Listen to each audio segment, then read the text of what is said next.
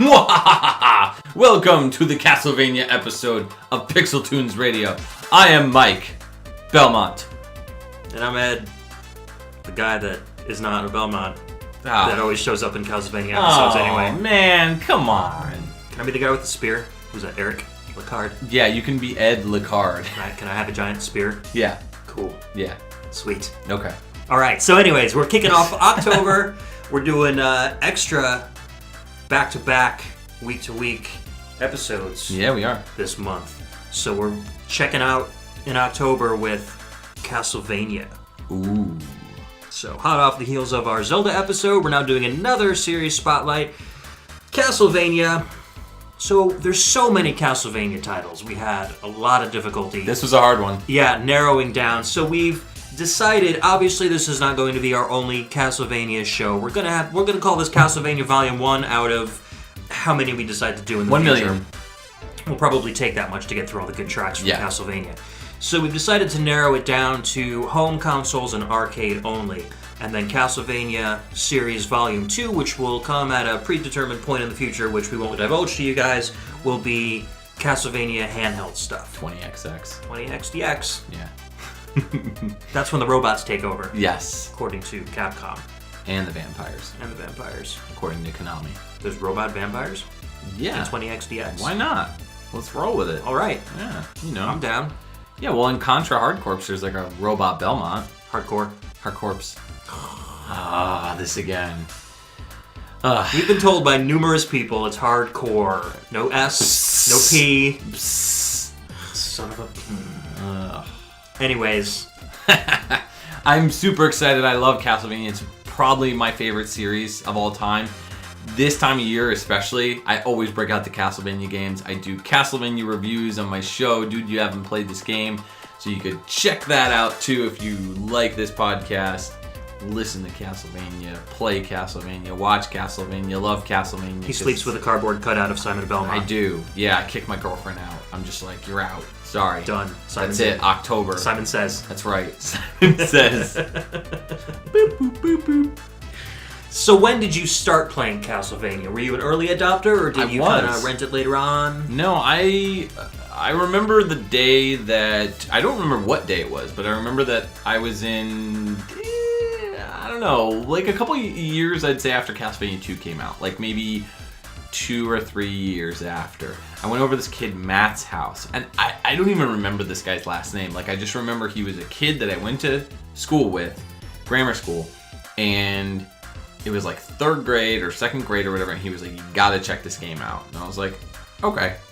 So he boots up Castlevania 2, and I was like, I need to borrow this. Like, I need to play this. I was just totally in love with it. And I didn't really have like a lot of horror experience. I mean, the scariest thing I'd ever watched at that point in time was E.T., which I was like terrified of. And so I wasn't really a big fan of horror back then, because I was like 6 or 7 or whatever. I think I was like 7 or 8. And so I played Castlevania 2 and just completely fell in love with it, fell in love with the series. I hadn't played the first one until years later, like years. So that was definitely my first introduction. It's one of my favorite games in the series. It's fantastic. Yeah, I same as you. I started off with Castlevania 2, but we'll get into Castlevania 2, I think, a little bit more on the next break. Yeah.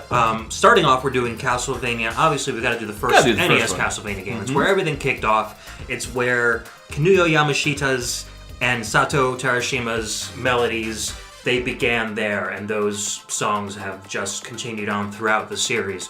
Vampire Killer and all of those famous Castlevania melodies started here. So we're actually going to play Vampire Killer from the first game. Now the first game, I was kind of surprised that it was a more linear adventure. It was more like a straight up action game. You know, you move from stage to stage and kill the bad guys. And I was expecting, since I had played Castlevania 2 first, to see a little bit more of that adventure aspect in Castlevania 1, so... And it was not there, and you were a sad bear. I wasn't necessarily sad. The game was definitely fun and well put together. Oh, absolutely. And pretty difficult for at least me as a kid. As the years went on, obviously I've grown to definitely love the entire soundtrack from the first Castlevania game. Yeah, the first Castlevania game, a lot of people think that it was just Kinuyo Yamashita that worked on the soundtrack, but it's kind of come to everyone's understanding that Satoe Terashima worked on it as well. She worked on a bunch of different stuff, actually. Yeah, she did. She started off on the original Goonies game on the Famicom. The first one, right? Yep. Because there was one, and then there was two. There were two Goonies games. There were two, correct? Which is so funny because there weren't two Goonies movies. Yeah.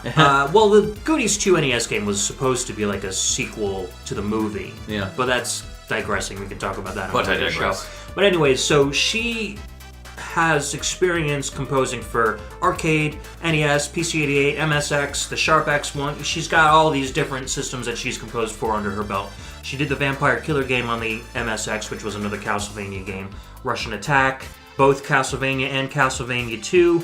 Stinger, Life Force, Gradius 2. She's got a whole bunch of really good Konami games under her belt. So she helped out a lot with Yamashita's Castlevania score. Yeah, I think Kinuyo Yamashita did most of the tracks, if I recall. She said she did about 80% of it. Yeah. And Satoe kind of did the rest, so. Kinuyo Yamashita, of course, needs no introduction. I mean, we've talked about her before in the podcast, all the way back in episode 1. She's one of my favorite composers. She started off with Castlevania. That was the first one she ever did. Arumanu no Kiseki, which was a Famicom Disk System game, which had really good music. Nemesis 2, Herodias, Power Blade, and Power Blade 2, which they had really good soundtracks. Oh, yeah. And Ghost Sweeper Mikami, which subtitle always still cracks me up. Jorishi Ha Nice Body. Nice.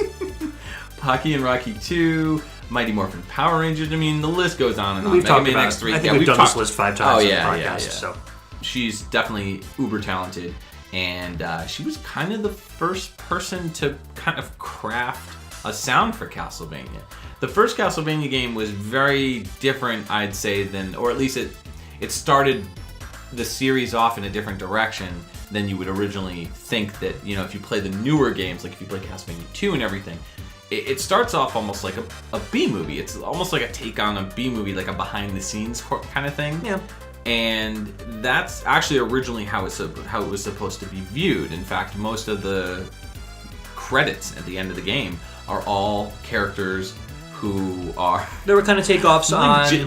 takeoffs on the Hammer horror films. Yeah, exactly. And also, James Banana was Kinuyo Yamashita's title. Right, and famous directors and stuff from horror films. And Christopher Lee and stuff like that. Yeah, why don't you guys take a listen? We're going to follow up the original Castlevania's Vampire Killer with Bloody Tears from Castlevania 2 Simon's Quest. Give you a little opportunity to kind of compare and contrast the two games' music together. So starting off, Vampire Killer from Kinuyo Yamashita and Satoe Terashima.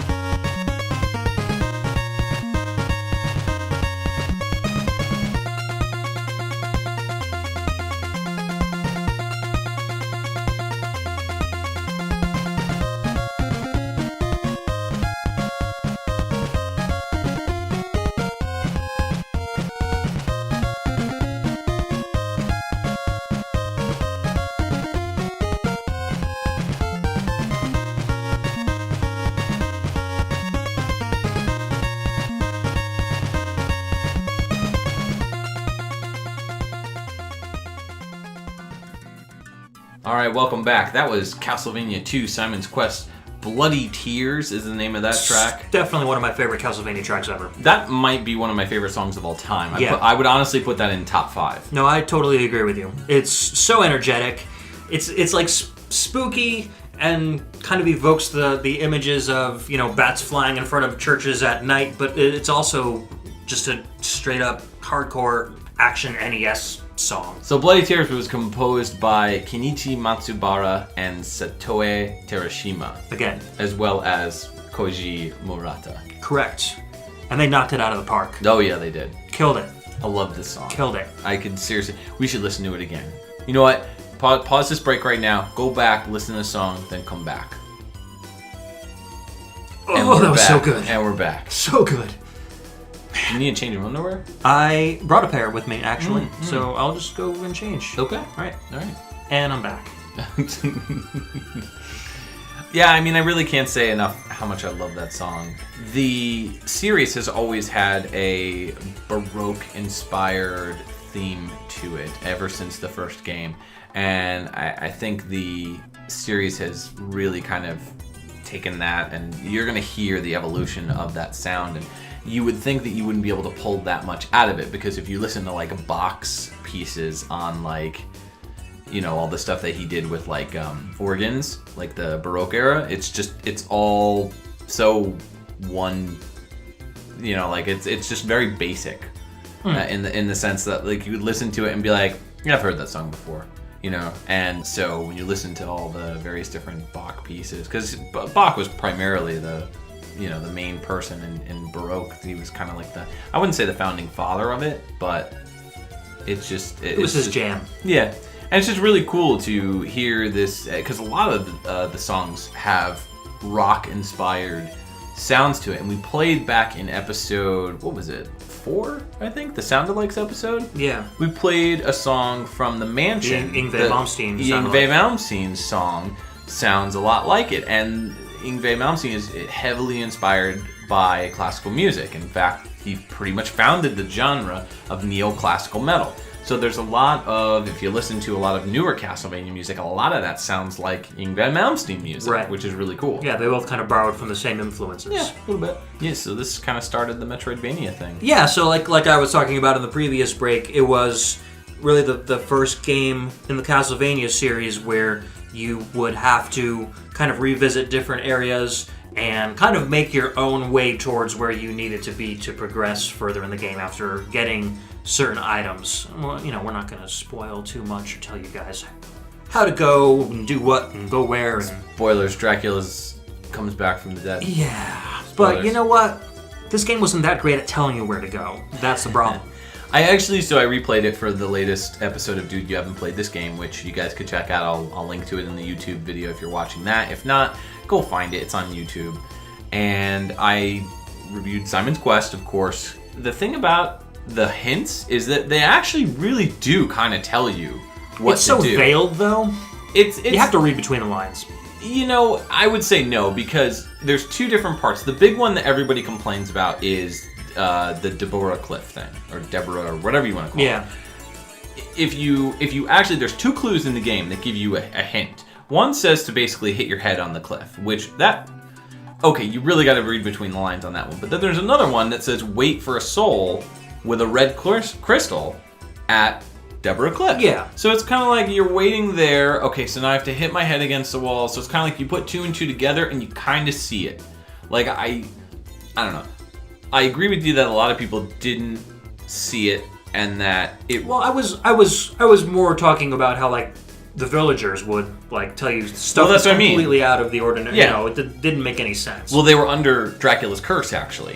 So the whole town, like the whole point of the game is it takes place 7 years later after the first game. Yes. Yeah. But they don't tell you that they're under Dracula's curse. Well, all I'm saying is, in video games, you're used to talking to people, and those people being there for a particular purpose to help you get through the game. Mm-hmm. And in this game, they don't help you get through the game. Mm-hmm. They don't tell you that they're not helping you get through the game. So you're taking what they're telling you as an 8-year-old kid who's played very few games where you talk to villagers. you're going to take what they say as truth. Oh my God, this person is telling me to go do this, and it's actually not true. So there are a lot of red herrings, and you spend a lot of time kind of doing stuff that you think you're supposed to do, and it's not true. So the problem is when you're a little kid, you don't read the manual. So what you do is you flip, like if you were like me as a kid, I would buy a game and I would get the manual and be like, flip, flip, flip. Okay, it's a manual. All right, let me play the game. And then I would figure out how to play as I went through the game. A lot of early Nintendo games actually gave you major hints and information in the actual manual. And one of the things that they actually say in the manual, flat out, which you'll see in my review, is in the manual they actually say that some of the townspeople are lying and that you can't always trust everything that they say. So the frustrating thing is you don't know what's true and what's not, and that's what's frustrating. And when I first played this game, it was a rental. I didn't come with a manual. You didn't get the manual. So I didn't have anything to go by. Yeah, I didn't actually either. When I was a kid, I just kind of Nintendo powered my way through the game. I got the NES Atlas. That was where it was at, my friend. Yeah, that had a lot of in-depth stuff. That was what's up. So let's move on to Haunted Castle. Haunted Castle. Yeah, this is a very underappreciated and kind of under the radar arcade title that was based on the Castlevania series. And I think a lot of people kind of skip by it because it doesn't have Castlevania in the name anywhere in the title at all. Yeah, I mean there were a lot of titles that were like that, like Kid Dracula, which we'll get into a little bit later. But the thing about Haunted Castle is it tried to introduce some story actually in the beginning of the game, where you see Simon leaving a church with his freshly anointed bride. I don't know, and Dracula comes in. Lady friend. Yeah, he's got a lady buddy. So let's go play together. We just got married. Yay! So Dracula comes in, swoops down, steals her. And Simon's like, dude. Such a big ripoff of Ghosts and Goblins. What a jerk. Or vice versa. Oh, yeah, absolutely. I'd like to ghost her goblins. No. Wah, wah. Anyhow, so it's a pretty linear game. It's got 6 levels. The bosses are like, Frankenstein's monster and some of the other Hollywood. It's a remake of the first one. Yeah, essentially. But the soundtrack was composed by Kenichi Matsubara, who previously did the soundtrack to Castlevania 2 Simon's Quest just a couple years before. So the music, they took a lot of the original Castlevania melodies and the melodies from Castlevania 2 and kind of reworked them into some really, they took a lot of artistic liberty with them. They did. And so this particular track, which is called Don't Wait Till Night, is kind of based on the Heart of Fire melody from the original game, but it really kind of jazzes it up, and it almost sounds like something like David Wise would put out. Yeah. It's got a very kind of rock jazz score to it. Matsubara wasn't really a jazz guy. A lot of his stuff didn't sound like this either, It was very out of his element. Yeah, he really changed up the timing on this, and it really, really works.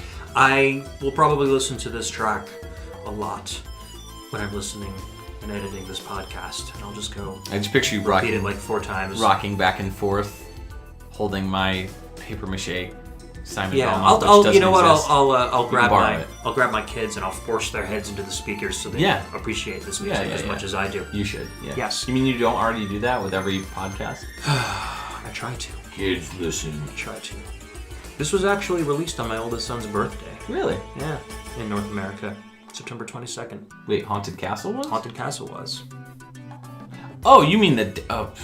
Well, the day of his birth. Yeah, I'm not saying the year of his birth. Not the year. That'd be... that would have made me 10 years old when he was born. I remember when I was 10 years old and I gave birth for the first time. Would have been weird as a guy giving birth at 10. Yes, absolutely. Not as a guy giving birth, but as a new dad at 10 years old. New dad. Yes. Yeah. All right. Divergence aside, let's get on with the show. This is Haunted Castle. Don't Wait Till Night from Haunted Castle, the arcade game from Matsubara.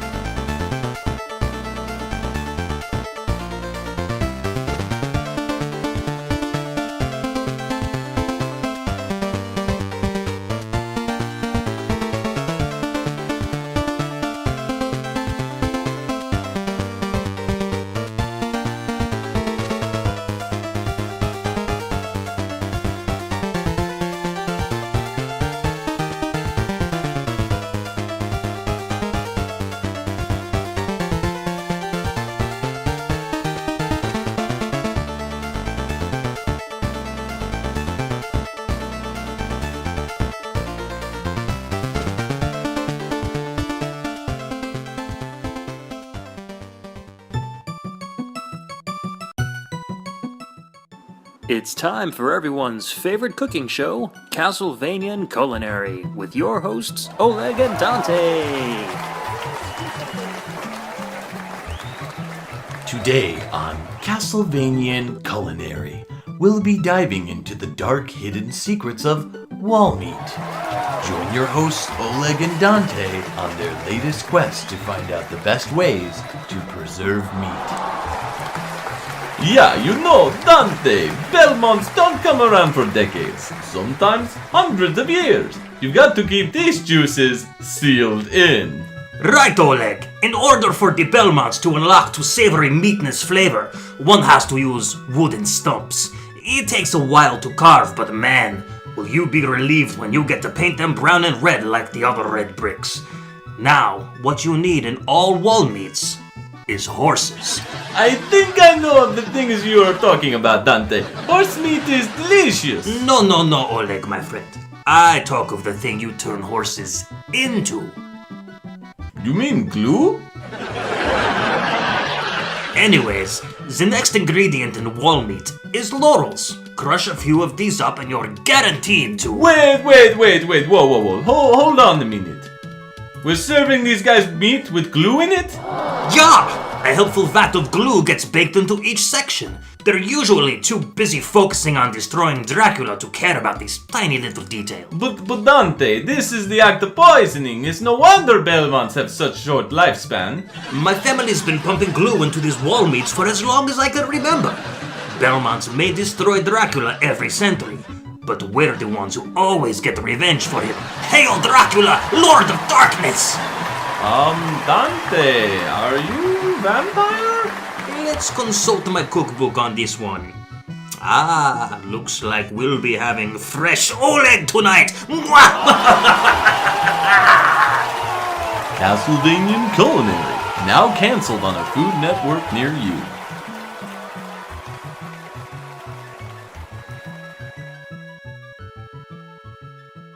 Boom! Castlevania 3.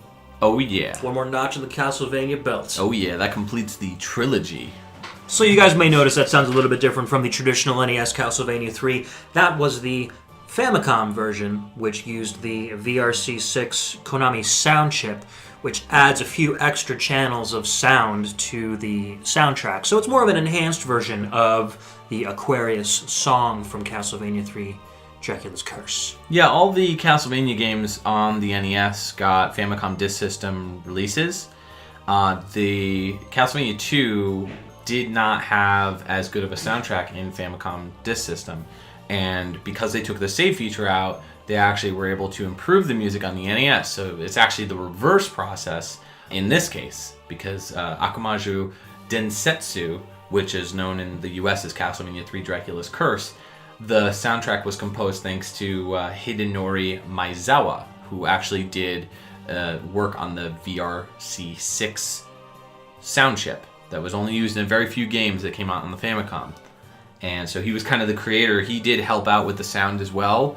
He's kind of listed as overall sound in the game. Yeah, I'm sure he helped out with the composers as they worked with the chip going through the soundtrack. Yeah, and I mean, he's done work for Konami on other soundtracks, like he did the first Contra that he's known for. He did the Adventures of Bayou Billy, Teenage Mutant Ninja Turtles, the first one, Top Gun, Second Mission, Super C on Nintendo, and then he did a bunch of arcade games like Sunset Riders and Zexex, Bells and Whistles, and Lethal Enforcers 3. And that's kind of where he tapped out, right around 2004. So he did various different work for all these different games, like sound effects and music, but he's more of a, I guess you could say, an engineer than a composer. Right, technical aspects of the sound. Yeah, and then his partner Jun Funahashi, who worked on a bunch of games with him actually, Teenage Mutant Ninja Turtles, The Adventures of Bayou Billy, Tiny Toon Adventures, Contra Force for Nintendo, Ski or Die, Batman Returns on the Super Nintendo, a bunch of Tiny Toons games, Spawn for the Game Boy Color, which I'll have to track that one down, Frogger games, Lost in Blue for the Nintendo DS, and Ys 6, The Ark of Napishtim. Ys! Wanderers from Ys. We're talking about Castlevania, but we say Ys! I don't even know, man. Just Shut us off.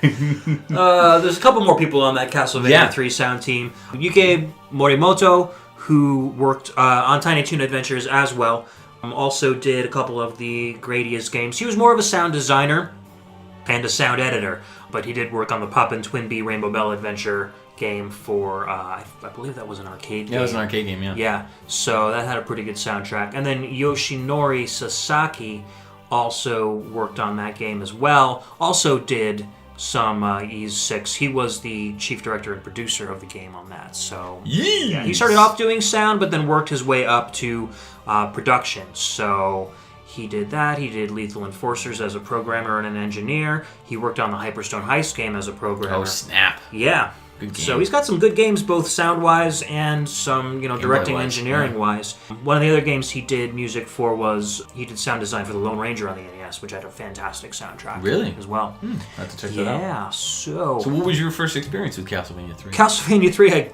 will be honest with you, I didn't play it until probably a good year ago. Oh, really? Yeah. Wow. I don't know why. I just never got into it. Yeah. Very strange. I mean, I've owned the cart for all these years, probably since I worked at GameStop years ago. Mm-hmm.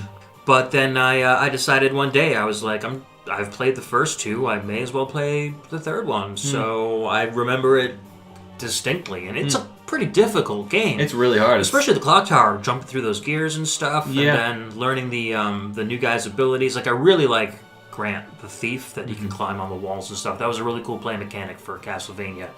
I don't really think much had been done with wall climbing at that point on the NES up until then.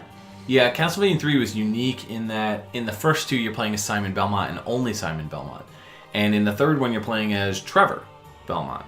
So you go throughout the game, and the nice thing about this game, it took a lot of from I think it was the MSX2 version of a Vampire Killer, which was also a game that came out basically a re-release of the first Castlevania game, but they kind of tweak things over the years with Castlevania, which we'll get into a little bit later with Akumajo Dracula X68000. But getting back on point, the game Castlevania 3 has branching parts. So, and they've continued this throughout the series actually, where if you go one way, you'll be able to check out a different part of the story and different levels and stuff, and it's really cool because it really increases the replay value of the game. Yeah, you can go back and do the other way the next time you play through. Mm-hmm. And so there were 3 characters that you could unlock, or 3 characters that you could also play as other than Trevor. You have the choice for them to join you or not, right? Yeah, you could go through the game and meet up with Saifa Belnades, who was, even though she was labeled as a he in the manual, is a female sorceress, I guess you could say. And so Saifa, it's funny, in later games you actually find out that Saifa and Trevor get married and have kids, and that's kind of, they continue the Belmont legacy. Yeah. So sweet. Yeah. So you could be Saifa, and basically you're slower, but you have a powerful magic attack, or you could be Alucard, which is actually Dracula's son, and so he can turn to a bat and fly, or you can be Grant. I always call them Grant Dynasty. I think it's Dynasty, or I don't know. It's spelled Danasty. It's Dynasty. So Dynasty. It's Dynasty. Grant Dynasty. So you can play as Grant Dynasty, the pirate, and basically you can climb on walls. Yeah, pirate thief. You can climb on walls and throw daggers and stuff. So it was really cool to have this extra element of gameplay that you can kind of sift through. But man, I could not get that far in this game. I think, and I've beaten the first two. The second one especially multiple times. The first one I've beaten a couple times. The third one, I can't get past level 6, I would say. When I get to that boat, forget it, man. It's rough. I tap out. It's rough. I mean, the enemies just really keep coming hard at you from the sides of the screens, and getting knocked back every single time you get hit, you end up falling in the pits. And it's no matter how much energy you have, if you make the wrong step at the wrong time, you're done. So that pit. Spikes, lava, that pit, water. I don't know. These dudes can run around killing enemies left and right, but they can't swim one single stroke. Yeah, man. It sucks. Sad face. Stupid video game characters. So that pretty much does it for Castlevania 3. I didn't really play it until high school, and I played on emulators. So we're both late adopters. Yeah, no, definitely. I mean, Castlevania 1, 2, and then I skipped 3, and then for whatever reason, and then I got Super Castlevania 4, which is actually our next game. Phenomenal! Castlevania 4 I would marry that game if it were a hot chick. Do you think your wife would mind? No. No? No. Yeah? Yes. Yeah? No. Yeah. I don't know. It depends. Can you have a polygamous relationship with your wife and video games? I do now. Yeah? Yeah. Yeah, but you're not married to them. I don't know, man. Ask my wife; she might tell you something different. Yeah. So, Super Castlevania 4 was another remake of the first Castlevania game. Well, yeah, no, pretty much. It was pretty much a remake. I mean, a lot of the music, pretty much all the music was completely redone. Yeah. And the soundtrack is one of the best video game soundtracks ever created. Absolutely. I mean, it takes it takes everything that the previous games have done and just turns it flat on its back, and it's like, you know what? No, we're going to inject like all sorts of influences. Jazz fusion and just regular plain old jazz. Just Baroque. The Baroque blues, era, you blues. name Yeah. it. Oh man, it's fantastic. I mean, just the soundtrack. This was one of the first games where the soundtrack made the atmosphere even better because the soundtrack was so good. Castlevania 2 kind of started that, but I think Super Castlevania 4 nailed it. Oh, yeah. Man. Oh, yeah. Absolutely nailed it. And with the Super Nintendo, with the ability to load in different sound fonts into the games, you could, like we've talked about before, you could make the instruments sound real. Oh, yeah. And any inkling that you might have had of Baroque or classical influences on the NES games, you were 100% certain of it in this game because the harp sounded like real harps and Like the when you're flute going sounded through like the real caves? flutes and oboes Yeah. and just some amazing orchestral arrangements. Fantastic. So the song we're going to play from Super Castlevania 4 is called "The Submerged City," and it's pretty early in the game, like the third or fourth. Like the fourth scene that you level, go through. yeah. And a really cool it's just track. this really cool kind of acid jazzy fusion track with like wandering flutes and a really cool heavy bass line. This was definitely music that like your grandfather would listen to, Well, hold on. I wouldn't say that.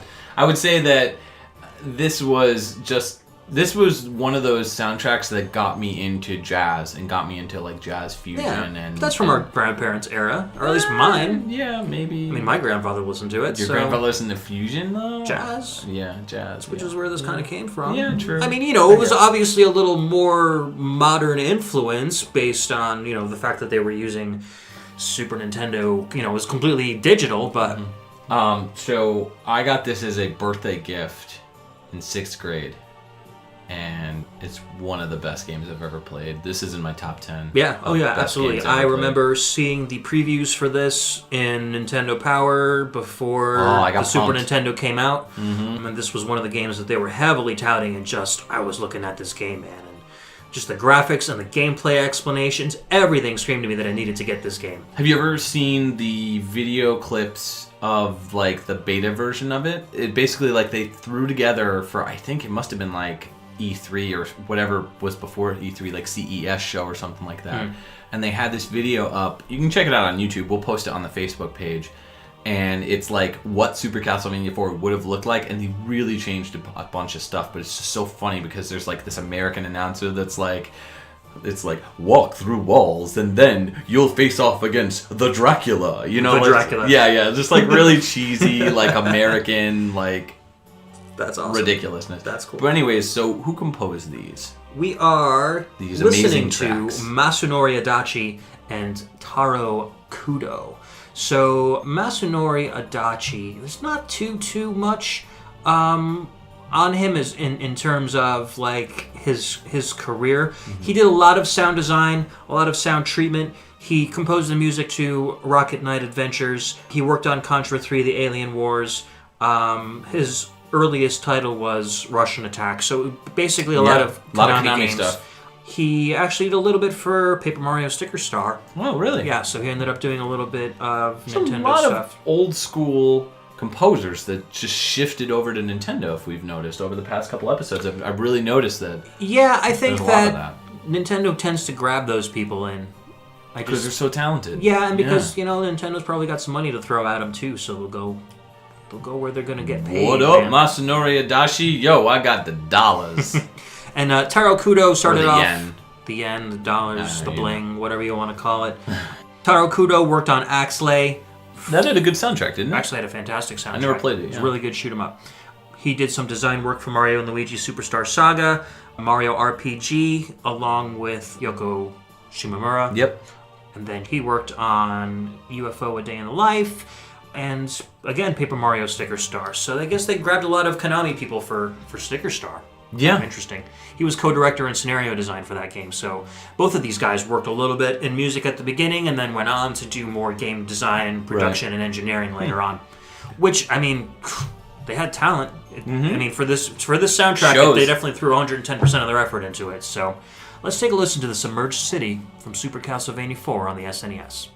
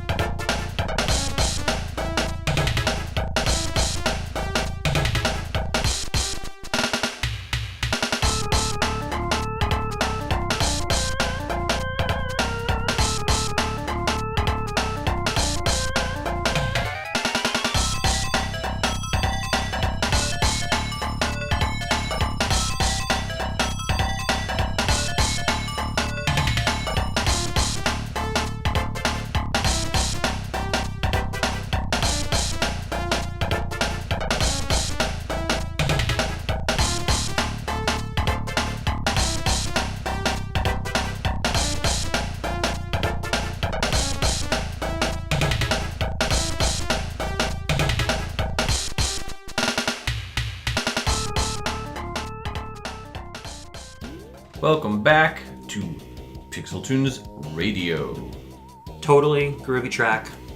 That was Akumajo Dracula X 68,000. Which was a fantastic title. It was a really good game. It kind of, if they remade Super Castlevania 4 for the Genesis, I think it would look very similar to this game. Yeah, no, I agree. So this track was Wicked Child. It was originally on the first Castlevania, but completely, I mean, this is totally jazzified. And you can't listen to this without bobbing your head up. It's got such a fat beat. It's really good. Love it. Yeah, great song. I actually have the Sharp X68000 version of this because I'm a huge Castlevania collector. So it just sucks because I would love to play this game, like play... Oh, you have the actual X68000 I have the actual disc? Disc and the full complete game. It was actually the most I've ever paid. I paid about $150 for it, which at the time, I don't even think it was worth that much. Now it is, but that was the most I've ever paid for any video game, ever. And so it was like one of those things where I just got into an eBay like war with somebody. I was just like, I have to have this. And I got it, and then I got it home and was just like, what do we do with this? Put it on the shelf. Yeah, it's just like, whoop. So I've opened it up a couple of times just to kind of show it off. It's really cool, really awesome packaging. I just wish I had a Sharp X68000 because there's a lot of really good games, as we were saying before. Phenomenal system. Really good system. A lot of really good ports. So this game was, I would say, probably the fourth or fifth time that they tried to remake the first Castlevania game, I would say. Yeah, I don't know about calling them remakes of the first game. I think the first game kind of led the groundwork for the path that the character in Castlevania would follow. Outside the castle to inside the castle, through the library, up the tower, blah, blah, blah. But the games themselves, I mean, I consider a remake of a game to be essentially like Super Mario All-Stars, where the game would be virtually identical, except the graphics and the sound might be updated a little bit. So these games are different in the fact that the levels are definitely, the layouts are not the same, your abilities are not the same for the most part. So I would say maybe a reboot might be a more accurate term, or influenced by the first game, but I wouldn't call it a remake. They all star Simon, though. That's kind of my thing is... they retell the story, but it's a completely different It's a retelling of the same story over and over again, though. Yeah. So, I don't know. But we're splitting hairs. Yeah, I guess so. I mean, ultimately, pretty much every version of this game is fantastic, so you really can't go wrong with remaking a classic. Yeah. So they definitely did a great job with it. There's a lot of really different new things that you can pick up. Like there's a health pickup that's basically the green herb from Resident Evil, and you could use it over and over again depending on how many hearts you have, which is really cool. Yeah. And there's just some really impressive bosses in this one that didn't make it into any of the other versions, even the Super Castlevania 4 version. Yeah, the X68000 had, you could get it with up to, I believe, a 12 megahertz processor, which was double the speed of the Genesis. Right. So, I think the X68030 was up to a 20 megahertz processor. So that kind of explains why these, the bosses and some of the effects in this game were very cool. I read a little bit about an interview with the developer of this game, and I guess this game was coming out just around the time that the X68030 came out, which was one of the ones that was able to be upgraded to a 20 megahertz processor. And so they added a lot of effects in there, which would only be able to be viewed if you had the upgraded processor, and there's sort of like particle effects for fountains, the water, and lightning, I was just going to say stuff that was really, really cool looking.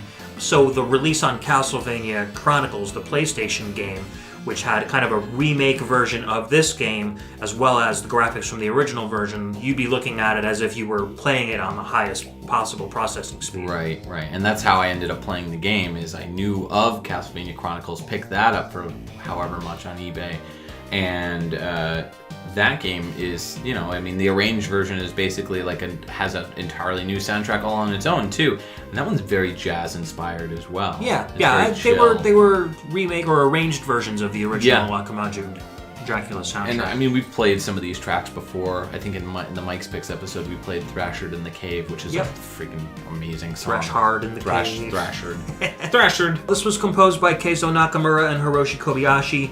We've talked a little bit about them in the past. Keizo Nakamura, not to be confused with Kozo Nakamura, who was another Konami composer around the same time. Lots of people get them confused.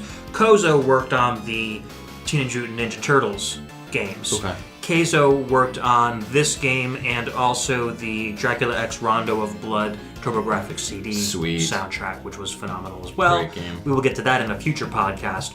And then Hiroshi Kobayashi did also some stuff for Konami, the Bust a Groove games. He worked on Contra Hardcore. He did some... That's it. Table flip on here. He did work on sound design for Castlevania Chronicles, so he probably did the rearrangement for that game. Again, Rocket Knight Adventures and Contra 3 The Alien Wars, so a lot of those Konami games that had multiple composers on them, Kobayashi worked on as well. Yeah, it was kind of the golden era for Yeah, Konami. tons and tons of great stuff. Really speaking of golden era, speaking of composers that are synonymous with Castlevania, we're moving on to Castlevania Bloodlines, which was composed solely by Michiru Yamane. who did most of the work with most Castlevania games. Going forward from here, she was... I also wanted to point out that you broke all the Rondo of Blood fanboys' hearts by saying that we weren't playing a track from Rondo of Blood. We'll get to it eventually. I think we should do kind of a Dracula X Rondo of Blood block in a future Castlevania episode. Because the soundtracks are so similar. Phenomenal. Yeah, good stuff. So Michiru Yamane started with Nemesis 3. That was her first game with Konami. And moved on to doing a bunch of various different games throughout the late 80s. Ended up working on Teenage Mutant Ninja Turtles Fall of the Foot Clan. That's what we would know her to do as Love that Nemesis. And then SD Snatcher with a bunch of people from Konami. Later went on to do Detana Twin Beat and a little game called Vendetta, which is an arcade side-scroller, beat 'em up, which looks really cool. Wild West Cowboys of Moo Mesa, which is another arcade game, very similar to Sunset Riders type game. Rocket Knight Adventures, and then eventually went to Castlevania, and also did Contra Hard Corps right during the same year of '94. Did Castlevania Bloodlines and Sparkster Rocket Knight Adventures 2. We're seeing a lot of repetitions of the same games, the same titles here. A lot of the same people. Eventually went on to do, of course, Symphony of the Night, which we'll talk about in a little bit, and a bunch of other Castlevania games, some DDR stuff. Most of the stuff that she did later on was with Castlevania, so she ended up leaving Konami in 2008, but still freelances to this day. Sweet. Yeah. Yeah, Bloodlines was a really fun game. I really enjoyed Bloodlines. I did a review of that like 2 years ago, and I loved it. I mean, I didn't grow up with a Genesis.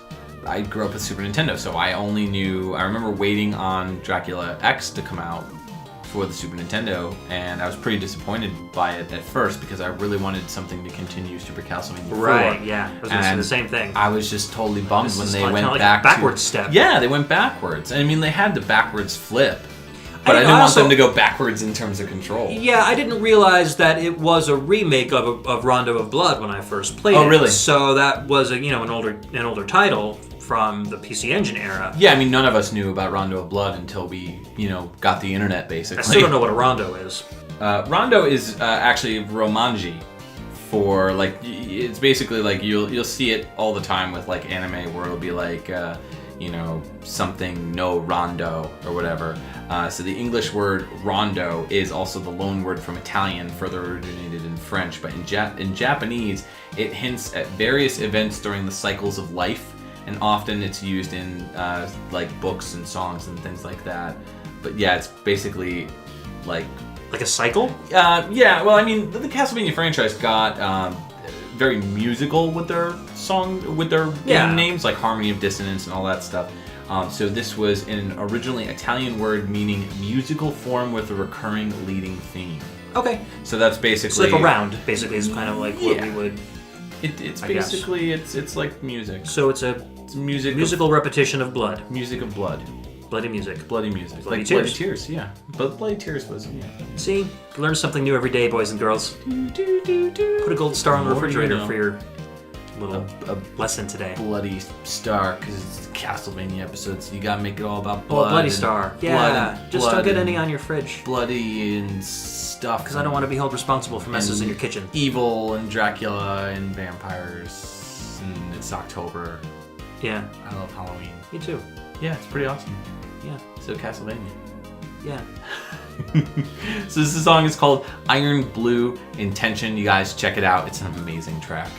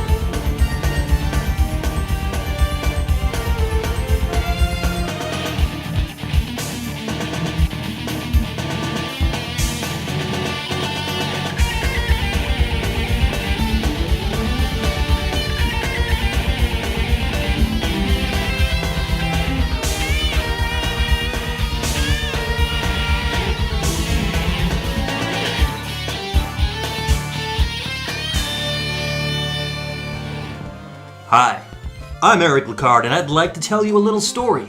There was a time in my life when I was homeless and poor. I barely had enough food to make it through the day. I decided it was time to get off my duff and do something about it. I decided to live the Belmont Way. Yes, indeed, the Belmont Way. It's a new way of life designed to create success in everything that you do. That's right, announcer man. Using my simple 12-book program, you can learn how to find money by attacking candles. You'll find full turkey dinners hidden within crumbling walls, and you'll learn how to leap backwards 7 feet anytime anything causes you harm. The Belmont Way was created for vampire hunters, but I'm revealing their secrets to you. The Belmont Way does not guarantee results. We're not responsible for drawing the attention of werewolves, Medusa heads, or infinitely spawning bats. Please thoroughly cook all wall meats before consuming to reduce the risk of illness. Do you really need to say all that stuff? Yeah, it's a legal thing. Fine. Order your books now, and we'll throw in a free clove of garlic to ward off the vampires that are sure to take notice of you. Act now. No CODs. I'm so glad that you picked that song. Isn't that great? It's such a good song. This is one of my favorite. Actually, this is the song that convinced me to buy the soundtrack. So the song was called The Tragic Prince, and this is from Symphony of the Night, one of the best Castlevania games ever made. Yep. Really took up the whole Metroidvania thing. The game itself was produced by the, at that time, game runner, I guess you could say. It's like the showrunner, of like a TV show. Shigeru Miyamoto? Yeah. Koji Igarashi, who, I don't know, I really respect him because he kind of took up the series and kind of was like... He expanded the universe quite a bit. He expanded the universe, but he also kind of like was like, I'm going to take this. This is my baby. Like, I'm going to work on this. And so he pumped out tons and tons of games over the years and really kind of kept the series going when it was at its darkest point. I mean, this game came out and then the 64 games came out. And it was kind of like right at the time people were like, what's going to happen to Castlevania? Yeah, more like Castlevania. Hey, you know what? I liked the 64 games. I did. I never played Legacy of Darkness until like years later. You have these rose-tinted glasses on for the N64 that I never wore them. I don't know. I don't know. No, I actually, because I did grow up with the N64, but I was in high school. Yeah. So like there is some stuff that I go back now and I'm just, oh my god, it's so painful to play. Like when we played WWF Attitude last week at my house. It's just, there's stuff like that's on the N64 that's just so painful to play. But if you can get around the difficult controls of Castlevania 64, like the slippery, like weird platforming controls of it, it's a really good game. It's a lot of fun, and it's the first Castlevania game that you actually fight other vampires other than Dracula, which is really cool.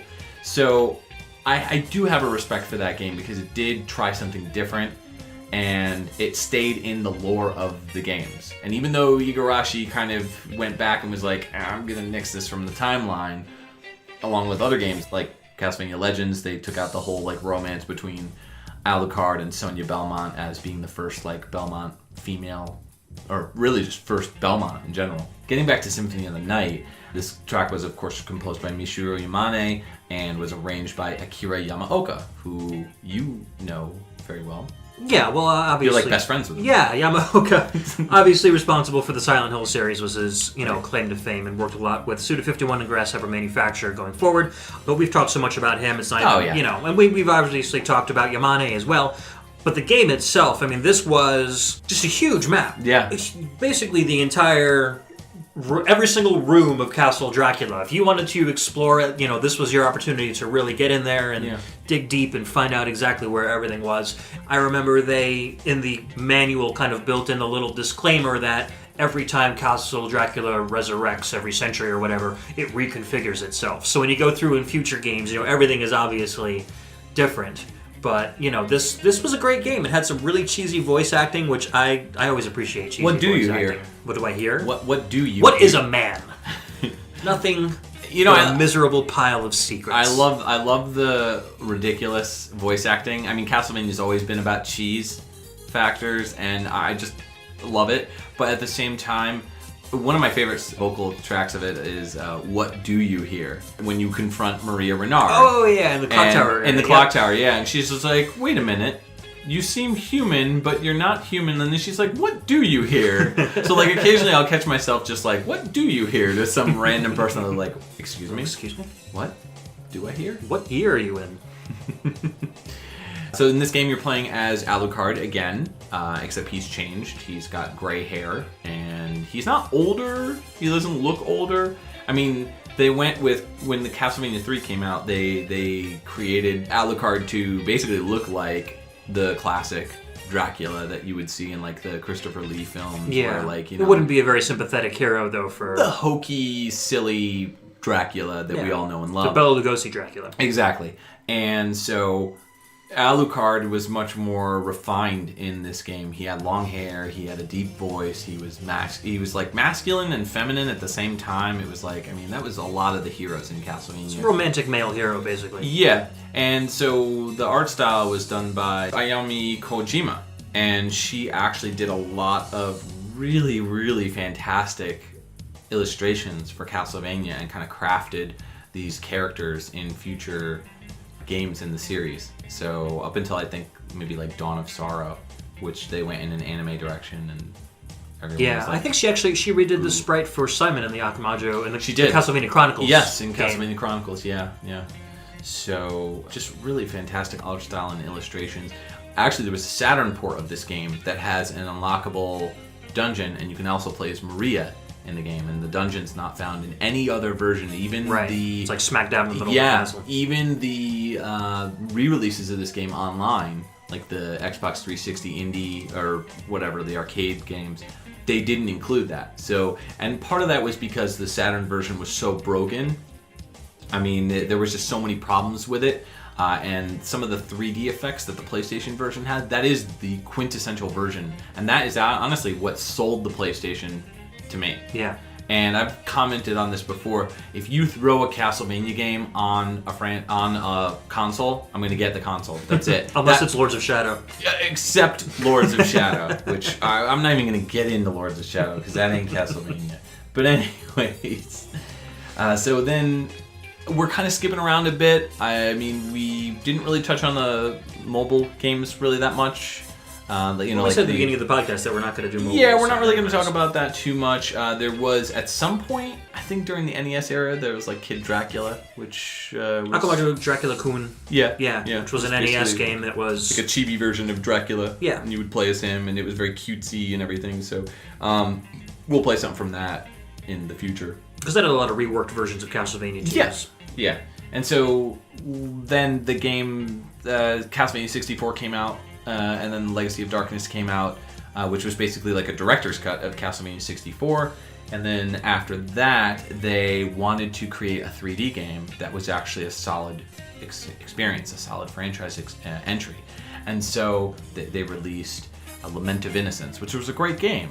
It did kind of reboot the series in a way because they kind of like introduced some lore where you play as Leon Belmont. He was they said that he was the first Belmont. So there was like a lot of stuff in the franchise that they tried to introduce during this era. And the problem that they had was, if you're going to say Dracula resurrects himself every 100 years, and then you start being like, well, every 50 years or every 7 years or whatever, then you've got these people, these evil people who are like resurrecting Dracula, and before his time. Right, before he's supposed to resurrect himself every 100 years. So it kind of defeats the purpose of this time jumping. So they kind of ran into a lot of barriers right around Castlevania 64. So they kind of went way, way back, and they were like, let's start at the beginning. After Lament of Innocence was Curse of Darkness, which was actually a direct sequel to Dracula's Curse, the third game. And so we're going to play a track from that. This was my pick, Legendary Belmondo, which Simon's original name when they were creating the character was originally Simon Belmondo. And so it got translated to Simon Belmont, and so that's why they're called the Belmont family. Belmondo. Simon the Belmondo. Well, I guess in Italian you could translate that to beautiful world. Yeah. Italian or Latin. Yeah. Interesting. Yeah. Did not know that. Mm-hmm. I learned something new today. Yeah, you did. Put a bloody star in my fridge. So the Michiru Yamane also worked on this one, along with Yuka Watanabe. Now, Yuka Watanabe, there are actually two video game composers named Yuka Watanabe. What are the odds of that? Yeah, well, there's Keizo and Kozo Nakamura, who both worked for Konami. The Yuka Watanabe that we're talking about, her only credits are for Castlevania Dawn of Sorrow for the DS and this game.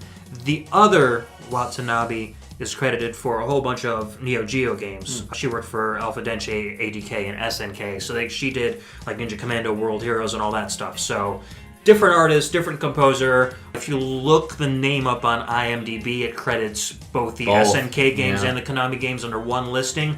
Don't believe everything you see on the internet, boys and girls. That's not true. So I like how you said that in your best, like, creepy that's like voice. my rough McGruff voice. Only you can prevent Castlevania fires. Mix-ups. I don't know. It's Smokey the Bear. Yeah, oh yeah. Now I'm getting my protection memes. Oh no, McGruff was the guy that he was like the neighborhood watchdog, right? Yeah. You're totally isolating our European listeners, I think. I don't know. Who cares? They had like Wuzzy the badger nozzle. I don't know. That's gonna be the PixelTunes radio mascot. No, Wuzzy the badger nozzle. Oh my god. Listen to this track. It's legendary it's legendary Belmondo from Castlevania Curse of Darkness. Awesome song. Love this track. Enjoy.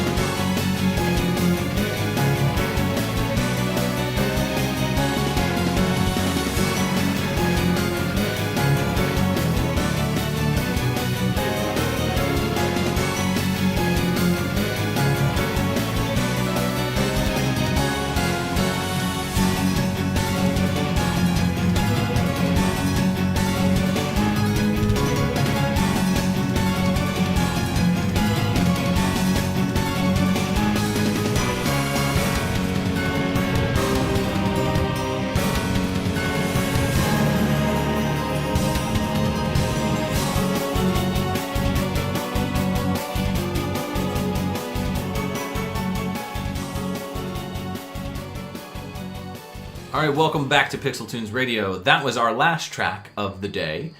Castlevania Judgment was the game. This was a Wii exclusive title. And the song is called Darkness of Fear. Now that's a looped version of the song. That's actually from the OST that they ended up looping the track together. It is the intro track that you hear when you first kind of boot up the game that plays in the background while you watch this awesome like cutscene of all the characters fighting. This is a fighting game that came out back. Quite a departure from the original huge concept of the game. Yep. So there's actually a review that I did on this that you guys are going to see next week on Dude, You Haven't Played This Game. So definitely check that out. It's kind of a follow-up to the Simon's Quest episode that you should have seen by now. If you haven't and you're not a fan, check it out on youtube.com/dongold, which is where you can also watch all the PixelTunes Radio episodes. So this track was actually composed by Yasushi Asada. And this gentleman has contributed songs to not that much Super Monkey Ball, Banana Blitz, IGPX Immortal Grand Prix, and of course Castlevania Judgment and Bakugan Battle Brawlers. And really hasn't done much since. He's a member of Noisy Croak, a Tokyo-based sound design company that focuses primarily on game soundtrack releases, which is really cool. And he has actually a background in hard rock and heavy metal in his performances, and that kind of shows in this track. I really like this song. I know you're not really like, you're not really on board because it's like symphony based, right? There isn't enough techno. Okay. I don't know. I like a little bit of electronics in my metal, so. Which is strange because Castlevania is so. I mean, it does have its dancey moments. Don't get me wrong, but most of the tracks sound like this. Yeah, but if it's purely electronic, I'm cool with it. True. Like I've said before, I like chip rock. Okay. But I don't like rock. rock. Yeah. So, stuff. Okay. And things. And cheese. Right. And bloody stars. Fried things with cheese. So, yeah, Castlevania Judgment was definitely, it had its mixed feelings from a lot of fans. Some of the fan base loved it. I was one of them. I really enjoyed the game. I picked it up day one at launch. I was super, super excited for it. And I feel like looking back on it now, especially after doing a review, I'm kind of like, I was definitely overhyping the game quite a bit. And when I actually sat down and played it, I was like, all right, this is okay. Yeah. But I like it. I'm going to have to check it out because this was one of the games that passed me by. Yeah. I think after Castlevania 64, I got really soured on the game, did you? Especially when they were 3D. Okay. Which is one of the reasons why I never really played Curse of Darkness. I was like, another Castlevania 3D game. The initial reviews that I read on the game weren't that positive, so I was like, I'm not going to spend my money and my time, playing this game. So after that, I kind of got out of Castlevania a bit, and then I got back into it on the DS. Yeah. So I started playing those games, and those were really good. Yeah. So when Castlevania Judgment came out, I was like, so you're just not a 3D fan. Not a 3D Castlevania fan. When done right, like, I enjoyed Lords of Shadow a lot more than you did, Boo! obviously. Boo! Whatever, man. We all have our own tastes. Just because I'm a big God of War fan. Yeah. So I just took it as a God of War style game set in the Castlevania universe and didn't look at it as a replacement for a potential Castlevania game that could have been a traditional Castlevania. You know what I mean? Right. So I really enjoyed it. It had Patrick Stewart as a narrator, so he's one of my favorite actors, and so I just kind of went through it. Yeah, but whatever, man. The second one wasn't that great, so I agree with you on that.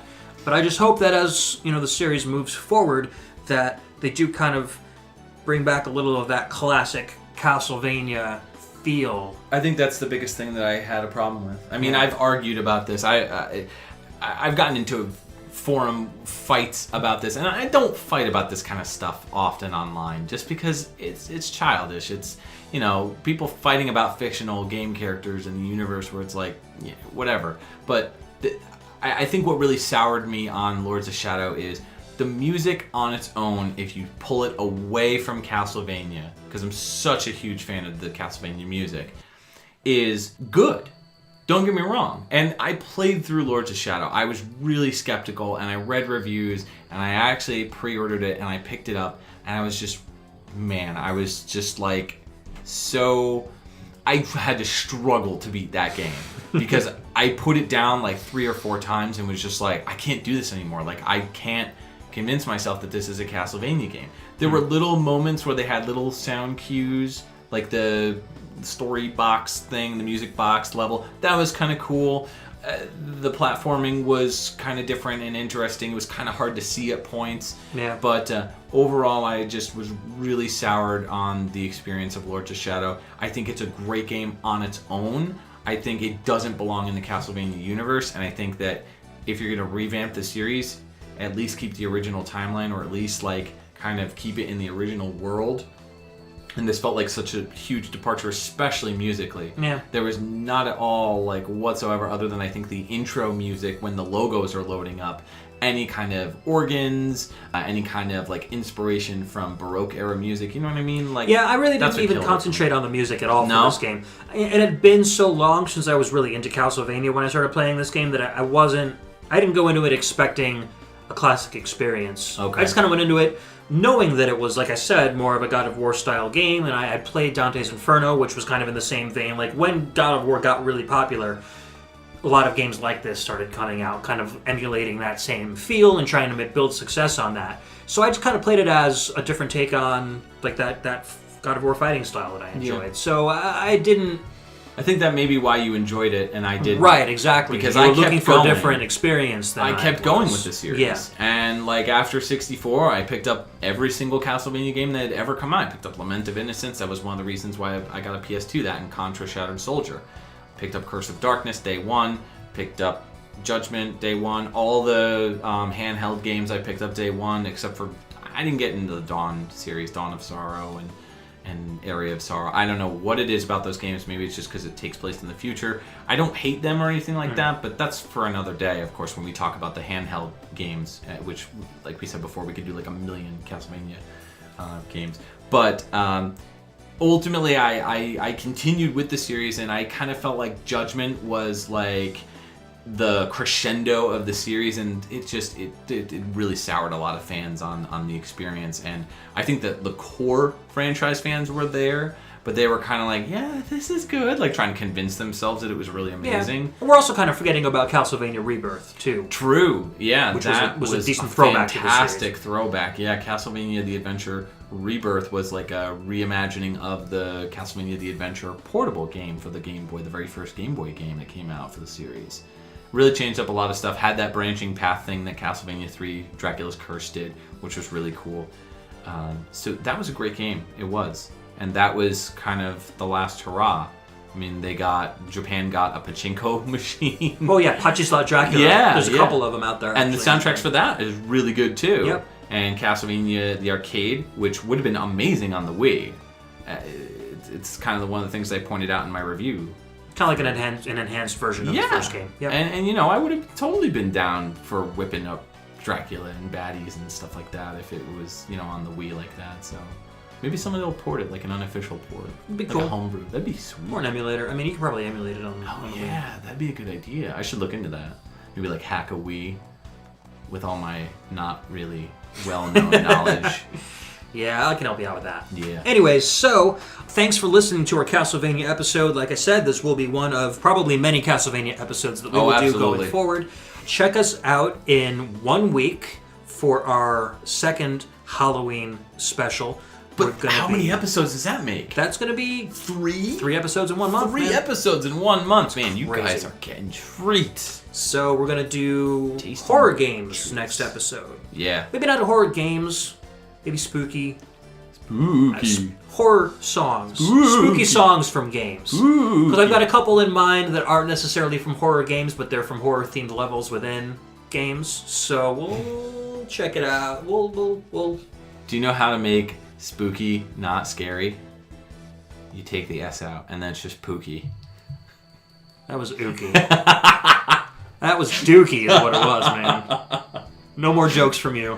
I'm writing all the commercials from now on. Yeah, I had a lot of fun doing this episode. I mean, Castlevania is just one of my favorite series of all time, if not my definite favorite series. So it's just awesome. And so I'm glad that we could kind of share some of our favorite console tracks with you and maybe like 1 or 2 arcade tracks. Stay tuned for the Halloween episode coming in 1 week. And check us out on the usual social media, facebook.com/PixelTunesRadio, twitter.com, and our handle is @PixelTunesRadio. Where else can you listen to us? Also, please check us out on iTunes. Please leave us a rating on iTunes. That'd be sweet. We've only got, I think 9-10 ratings right now, and we've been going at this for almost a year, so we would really appreciate some more visibility. Don't be ookie, be pookie. Dude, you're off the show. See you in 1 week, kiddos. Peace.